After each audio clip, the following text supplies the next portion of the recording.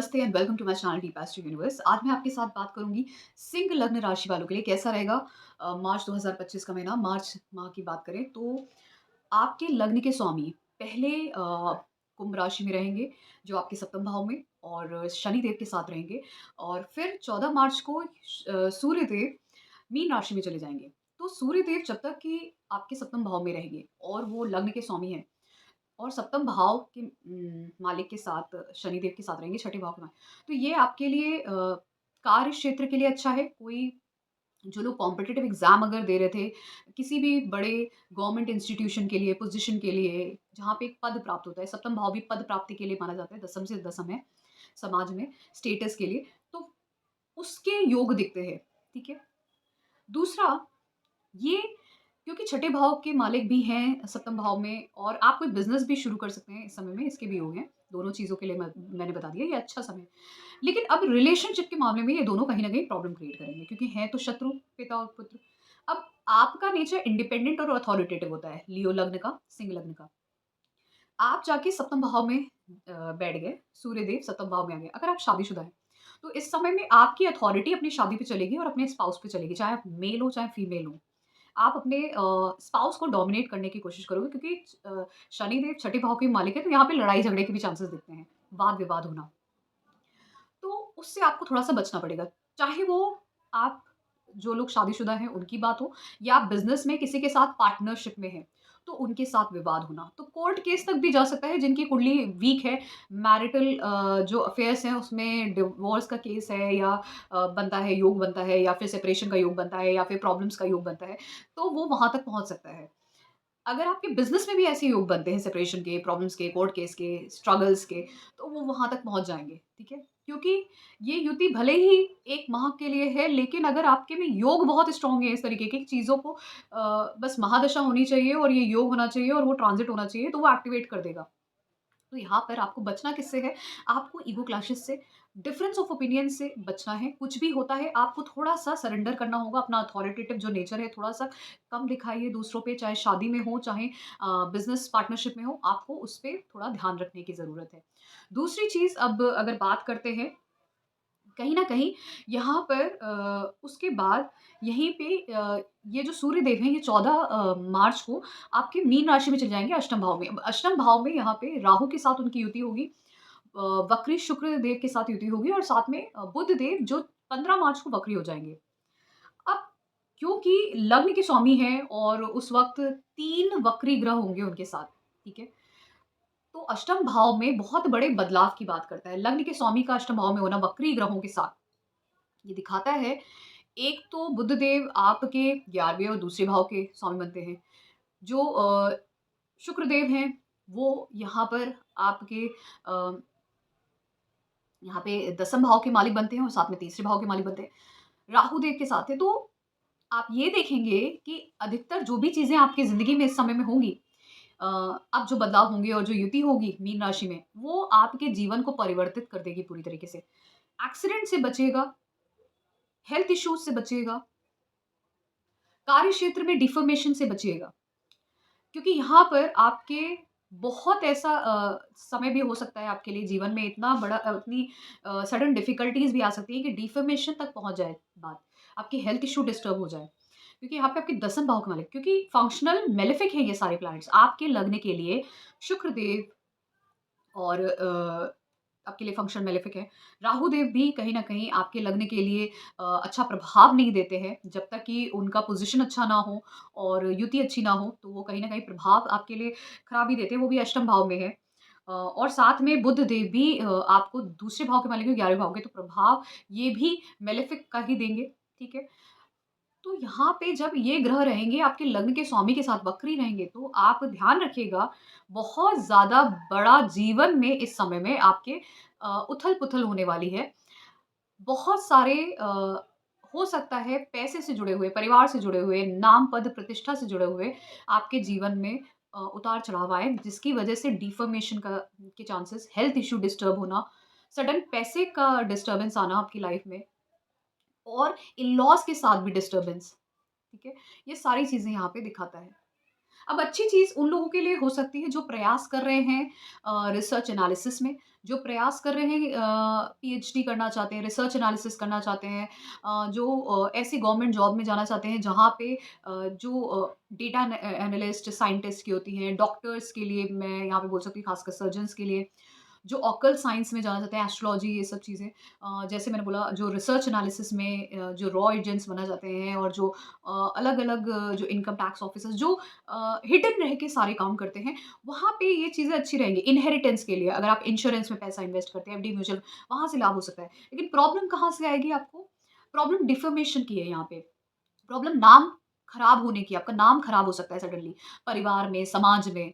आपके साथ कुछ ऐसा हो जाए कार्य क्षेत्र में और धन का सडनली इतना ज़्यादा व्यय हो जाए कि हो सकता है आप हैंड टू माउथ आप बिल्कुल इस प्रॉब्लम में हो कि आपको समझ नहीं आ रहा है आप क्या करें, क्योंकि बहुत ही ट्रांसफॉर्मेटिव साइन है, तो यहाँ पे ट्रांसफॉर्मेशन ज़रूर आएगा। और क्योंकि डिस्पोज़िटर जो है अभी फ़िलहाल जो मीन राशि के, वो वृषभ राशि में दसम भाव में हैं, तो कार्य क्षेत्र में ये बदलाव लेके आएँगे बहुत बड़ा, और उसकी वजह से आपके धन में, आपके परिवार में, आपकी सोच में, आपके, क्योंकि चौथा भाव आपकी इनर हैप्पीनेस है, उन सभी चीज़ों में बदलाव आ जाएगा। घर बदल दें या तो आप परिवार में बदलाव आ जाए, कुछ मतभेद हो रहे हों, डिफरेंस ऑफ ओपिनियन, कोई अ आप खुद भी सेपरेट होने जा रहे हो फैमिली के साथ, कार्य क्षेत्र बदल रहा हो, बहुत सारी चीज़ें हैं, सडनली एक साथ बहुत सारी चीज़ें होना स्टार्ट हो जाए, तो इसके चांसेस दिख रहे हैं। तो आपको थोड़ा-सा पेशेंस रखना होगा इस समय में, क्योंकि जो सूर्य देव हैं, वो आपके लग्न के कारक हैं, सोल के कारक हैं, तो आपको अपने मन को, अपनी चेतना को थोड़ा धैर्यता के साथ आगे बढ़ते हुए, उस चेंज को एक्सेप्ट करते हुए, जो सही है, उस राह पे चलते हुए आगे बढ़ना होगा। और अगर आपको लग रहा है कि कोई आपको हार्म कर रहा है, तब भी आप बिना लड़ाई झगड़ा किए उससे सेपरेट होते हुए आगे बढ़ना का प्रयास करिए, तो चीज़ें सही होंगी। यहाँ पे शुक्र देव आपके मीन राशि में जहाँ पे वो उच्च चुके होंगे, तो वो 28 जनवरी से ही रहेंगे राहु देव के साथ, और 2 मार्च को वक्री हो जाएँगे, 3 मार्च को उत्तरा भाद्रपद नक्षत्र में। वहीं पे बुध देव 1 मार्च को मीन राशि में रहते हुए उत्तरा भाद्रपद नक्षत्र में जाएँगे, 15 मार्च को वक्री हो जाएँगे। तो यहाँ पे जब तक ये अलग-अलग तरह से प्रभाव देते रहेंगे, तो फिर भी आपके, मैंने जैसे बोला, धन के लिए, इनहेरिटेंस के लिए, रिसर्च एनालिसिस, इन सब के लिए अच्छा है। लेकिन आपका डिफॉर्मेशन होना, ट्रांसफॉर्मेशन होना, सडन बदलाव आना, कुछ परिवार में मतभेद होना, इस तरीके के चांसेस भी यहाँ पे दिखते हैं। तो आपको उस पे ध्यान रखना होगा। और अपनी हेल्थ इश्यू पे भी, क्योंकि यहाँ पे 8th हाउस में जब लग्न का स्वामी जाता है, तो एक्सीडेंट और क्रॉनिक डिजीज़ेज़ ज़रूर देता है।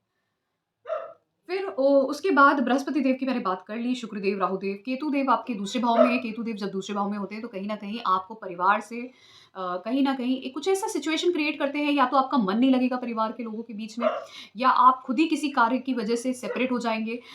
दूसरी सिटी, दूसरे स्टेट, दूसरी कंट्री में जाके रहना, इस तरीके की चीज़ें। सिचुएशन वैसी बनती है कि आपका इंटरेस्ट नहीं आता फैमिली अफेयर्स में, फैमिली में, सेपरेशन जैसा, और आपके धन का व्यय भी होता होगा उस समय में।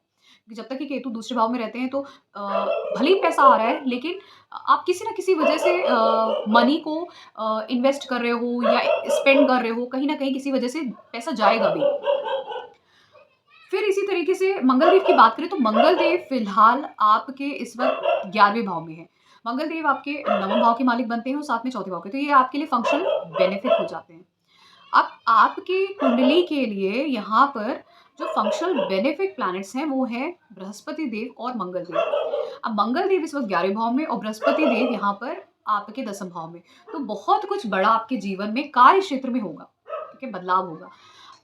तो ये जो बदलाव जब आएँगे, तो आपको अपॉर्च्युनिटीज़ मिल सकती है फॉरेन कंट्रीज़ से, दूसरे स्टेट से। अगर आपकी महादशा अंतर-प्रत्यंतर बृहस्पति देव या मंगल देव की, इन दोनों में से किसी की भी है, तो आपके लिए बहुत बड़ा बदलाव होगा आपके जीवन में इस समय में। बहुत सारी चीज़ें अच्छी हो सकती हैं कार्य क्षेत्र से जुड़ी हुई, लेकिन जिन चीज़ों के लिए मैंने आपको संकेत दिए हैं, वहाँ पे ध्यान रखिएगा।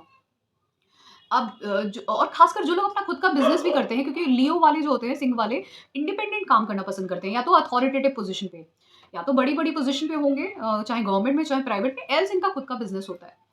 तो ज़्यादातर ऐसे ही लोग होते हैं, और इनको समाज में अपने मान-सम्मान के लिए ये बहुत ज़्यादा उस चीज़ के लिए ये हमेशा फ़ाइट करते रहते हैं, क्योंकि इनको मान-सम्मान चाहिए होता है, और ये उसी के लिए क्रेविंग भी रखते हैं ज़्यादातर। इंडिपेंडेंटली काम करना, लोगों को पे अथॉरिटी दिखाना और नेम फेम के लिए उनको अपने सम्मान की, पद की, प्रतिष्ठा की हमेशा चिंता रहती है। वो मोहब्बतें वाले अमिताभ बच्चन। तो यहाँ पर आपके जीवन में, कार्यक्षेत्र में और आप चाहे बिज़नेस भी कर रहे हो, उसमें बदलाव आना, आपको बहुत ज़्यादा सोशल सर्कल आपका और अपॉर्च्युनिटीज़ मिलना, कोई प्रॉपर्टी व्हीकल का लाभ होना, इस तरीके का लैंड प्रॉपर्टी व्हीकल का लाभ होना, इस तरीके की चीज़ें दिखती हैं, जैसे भी आप ख खरीदें, इन सभी चीज़ों के चांसेस दिखते हैं, बिज़नेस स्टार्ट कर सकते हैं। लेकिन जैसा मैंने आपको बोला, आपके रिलेशनशिप्स में आपको प्रॉब्लम होगी इस समय में। और आपका थोड़ा-सा डिफ़ॉर्मेशन हो सकता है। अब डिफ़ॉर्मेशन को उस लेवल पे मत लीजिए कि आपका बहुत बड़ा कोई विवाद हो गया जिसमें आपको जेल चले गए, कोर्ट केस हो गया, ऐसा नहीं। ऐसा भी हो सकता है कि आपके कुछ कहने, बोलने की वज़ह से ही आपके परिवार, आपके समाज में ही आपका नाम थोड़ा-सा डाउन हो गया कि इस इंसान ने तो ऐसे बिहेव किया, इस इंसान ने ऐसा किया। तो उस पे आपको ध्यान रखना है। अष्टम भाव में सभी ग्रहों की युति जब होगी और जैसे-जैसे आगे बढ़ेगी और ये युति ज़्यादा ग्रहों की होगी, तो आपको ख़ासकर हेल्थ, क्रॉनिक डिज़ीज़ जो बड़े बदलाव जीवन में आ रहे हैं, सडनली आपको कोई डिफ़ॉर्मेशन होना और बहुत सारे और लाभ भी होंगे। लेकिन जो बहुत सारी और भी चीज़ें होती हैं क्योंकि ये जो अष्टम भाव होता है ना, इसको मान के चलिए ये वो हिडन ग्राउंड है जिसको आप डिग कर रहे हैं, डिग कर रहे हैं, डिग कर रहे हैं। कभी उसमें से डर्टी वाटर निकल रहा है, तो कभी वहाँ से आपको बहुत ही कॉस्टली सॉइल या मिनरल निकल रहे हैं। तो इसी तरीके की चीज़ें होती हैं जब अष्टम भाव में इतने प्लैनेट्स जाते हैं, तो आपको रेडी रहना है, तो बहुत सारी चीज़ों के लिए। तो कुछ चीज़ें अच्छी भी होंगी, कुछ चीज़ें खराब भी होंगी। मैंने कैलकुलेटिव तरीके से कुछ चीज़ों के बारे में बताया है, क्या अच्छा-बुरा हो सकता है, लेकिन खासकर डिफ़ॉर्मेशन से और अपने लोगों से, विवाद से बचिएगा, डिफ़ॉर्मेशन से बचिएगा और कुछ मेजर लॉसेस से बचिएगा, इन सब चीज़ों के चांसेस हैं। तो ये था मेरा एनालिसिस और थोड़ा गुस्से पे भी कंट्रोल करिएगा, थोड़ा गुस्सा भी हो सकता है, फ्रस्ट्रेशन ख़ासकर, उस पे भी ध्यान दीजिएगा और क्योंकि यहाँ पे जैसे मैंने बोला, जैसे मैंने कर्क लग्न राशि वालों के लिए बोला, वैसे ही सिंह लग्न राशि वालों के लिए बोलूँगी क्योंकि ये जो है, ये जो राशियाँ हैं, एक मन को डिनोट करती है, एक हमारी सोल को डिनोट करती है। तो राहु जब एफ्लिक्ट करते हैं, तो कहीं न कहीं इन पे सबसे ज़्यादा प्रभाव आता है। ये कहीं न कहीं अंदर से टूट जाते हैं। एक को एंग्ज़ायटी, टेंशन, डिप्रेशन हो सकता है, दूसरे के सोल लेवल पे एक डिटैचमेंट जैसा हो सकता है। और नहीं तो वो इंसान बहुत ज़्यादा नार्सिसिस्ट हो सकता है या फिर एरोगेंस डेवलप हो सकता है, ईगोइस्टिक बढ़ जाए, ईगोइस्टिक हो जाए बहुत ही ज़्यादा। तो इस चीज़ पे ध्यान रखिएगा। तो क्या होता है ना, फिर आपका जो समाज होता है ना, वो आपको उसी नज़र से देखने लग जाता है और आपकी एक बैड इमेज क्रिएट हो जाती है। तो इस पे आपको ध्यान देने की ज़रूरत रहेगी और ये था मेरा एनालिसिस सभी सिंह लग्न राशि वालों के लिए। कैसा रहेगा आपका जो आने वाला मार्च का महीना है। आप थोड़े से भी अगर प्रयास करेंगे तो जीवन में बहुत अच्छे बदलाव दिखेंगे। अगर ज़रा से भी आपने कुछ भी गलत किया तो जैसे योग बन रहे हैं, जैसा मैंने आपको कहा, आपका समाज में नाम खराब हो सकता है, इसके चांसेस ज़्यादा दिख रहे हैं। ये था मेरा analysis. Thank you so much.